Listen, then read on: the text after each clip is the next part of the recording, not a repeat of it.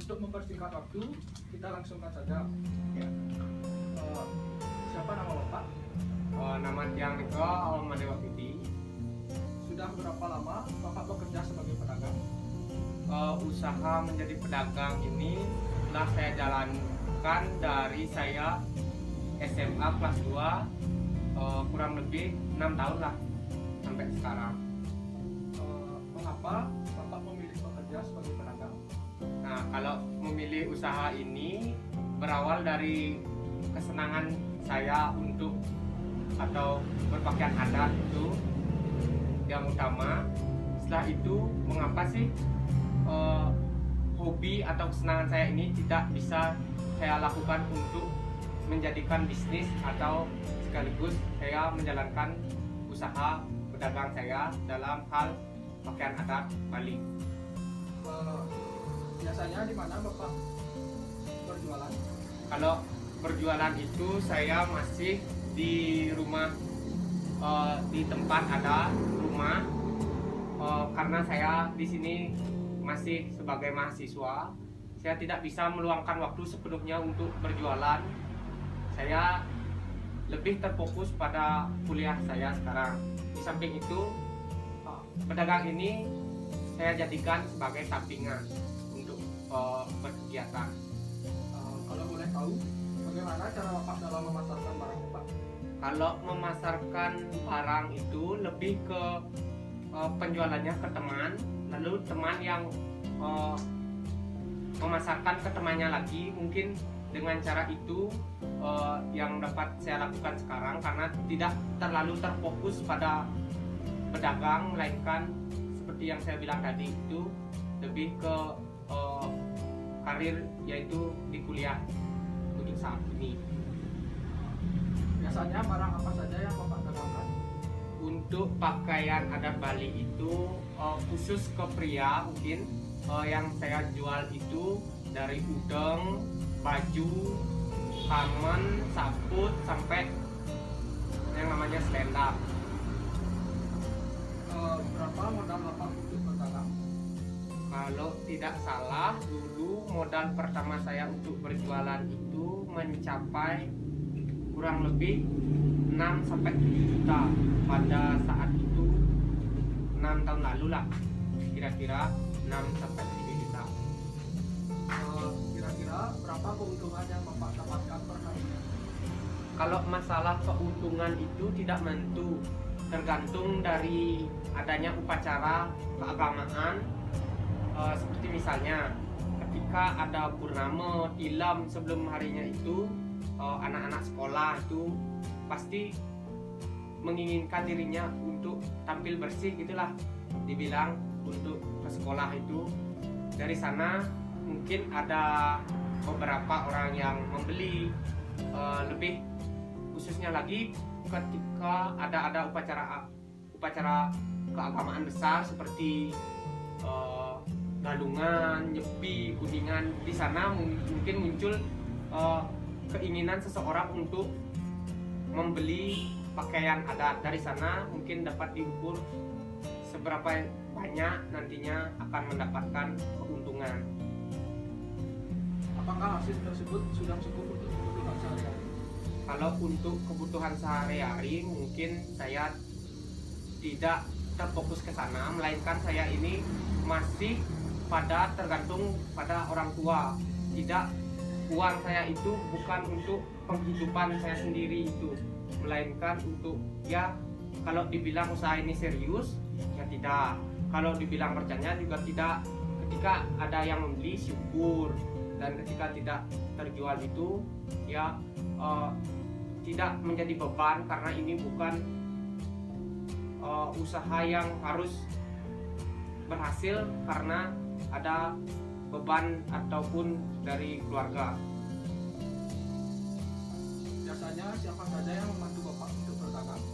Kalau urusan berdagang ke saya dari mencari bahan, mengerjakan prosesnya Niko saya lakukan sendiri, sampai dengan pemasaran Niko dilakukan sendiri tanpa ada bantuan dari pihak-pihak lain, dari siapapun gitu. Bagaimana cara Bapak untuk menarik perhatian konsumen? Kalau menarik perhatian konsumen itu mungkin lebih ke apa namanya, lebih ke tren atau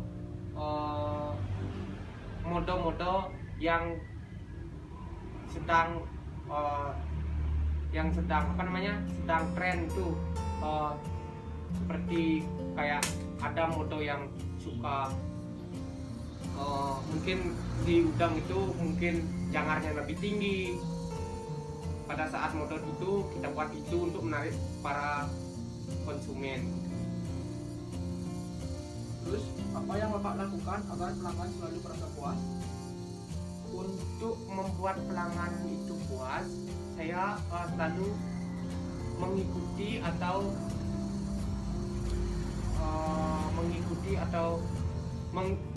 mengikuti keinginan dari pelanggan tersebut atau konsumen. Ketika konsumen itu menginginkan udang ataupun barang-barang apapun seperti yang dia inginkan, kita mengikuti agar para konsumen itu merasa puas terhadap barang yang didapat dari produk saya. Bagaimana Bapak menghadapi jika terjadi kenaikan barang dagangan Bapak sewaktu-waktu? Kalau masalah kenaikan barang itu mungkin lebih ke jam kerjanya yang ditambah. Kalau biasanya ada pesanan, ya bilanglah jadinya 1 minggu gitu, bisalah kita untuk waktunya tidak terlalu mepet. Kalau emang ada pesanan yang jangka waktu mepet dan jumlah banyak, itu mungkin terhadap jam kerjanya yang ditambah. Misalnya dari mungkin kerjanya biasanya dari jam 3, tapi itu jam kerjanya itu tidak pasti karena saya masih dalam kuliah. Misalnya dari jam 3 sampai jam 5, mungkin jamnya ditambah dari jam 3 sampai jam 9 lah, jam 9 malam. Terus apakah ada dampak dari COVID-19 ini terhadap usaha Bapak? Kalau dari dampak COVID-19 ini pasti ada, di mana kegiatan upacara yang dilakukan itu sempat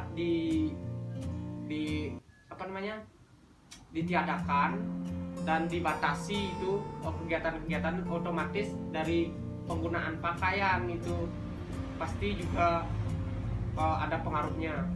Ketika orang itu tidak berupacara ataupun melakukan upacara itu, otomatis tidak menggunakan pakaian-pakaian adat. Apa suka duka Bapak selama menjadi pedagang? Kalau dibilang masalah sukanya itu lebih ke kepuasan daripada konsumen. Ketika konsumen itu merasa puas, di sanalah saya merasakan suka yang begitu besar. Ada kesenangan daripada konsumen.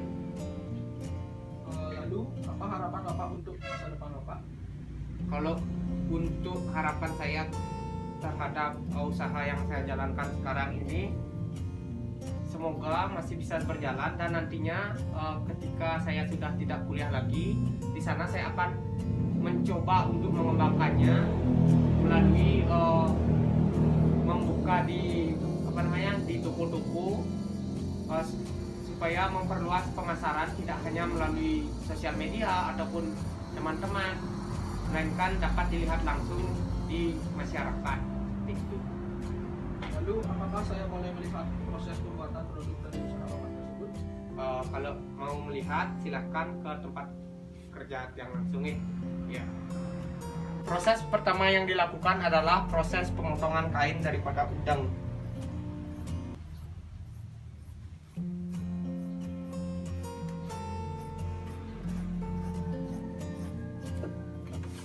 Untuk proses selanjutnya, setelah kain itu terpotong, kita lanjutkan dengan proses pengkleman pada setiap sisi dari bagian udang itu sendiri.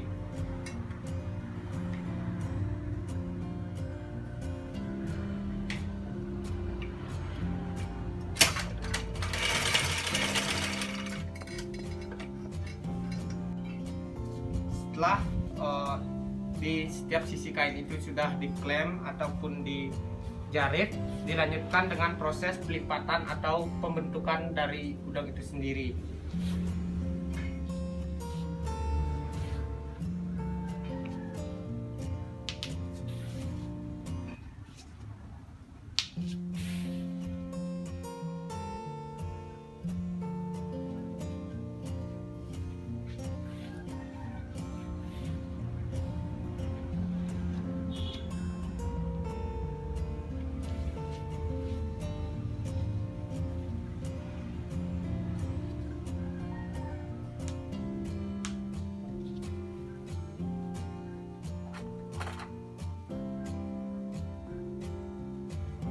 Penjaritan dari bentuk udang ini dilakukan secara manual menggunakan jarum dan tali yang telah dimasukkan.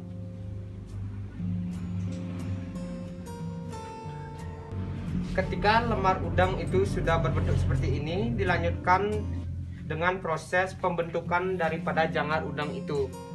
Dilakukan dengan pelipatan.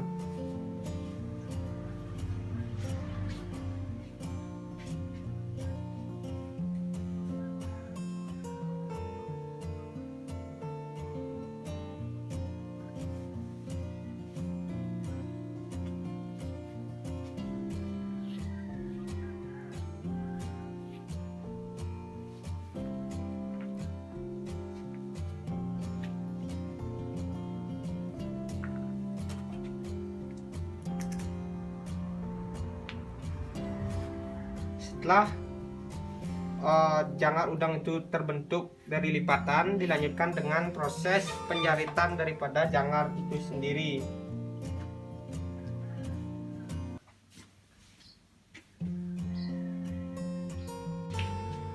Nah, beginilah tampak udang yang telah dijarit dan sudah jadi. Terima kasih Bapak atas waktu yang telah Bapak luangkan. Semoga usaha Bapak tetap lancar dan berkembang ke depannya. Ya, terima kasih juga atas kesempatannya yang telah dapat hadir ke tempat saya, dan ini ada kenang-kenangan yang dapat saya berikan. Terima kasih ya Bapak ya. Ya.